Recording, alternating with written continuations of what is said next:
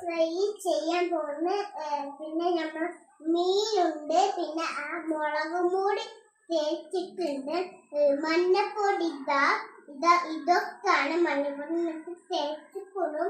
എന്നിട്ട് ലേശം ഉപ്പിട്ടു, പിന്നെ സുർക്കൊഴിച്ചു, പിന്നെ മീൻ സുർക്കൊഴിച്ചു, ഉപ്പിട്ടു. എന്നിട്ട് കുറവാണെങ്കിൽ ഉപ്പിടും, കുറവാണെങ്കിൽ ഉപ്പിട്ടു. അപ്പൊ നോക്കും, അപ്പൊ ഉണ്ടാവും.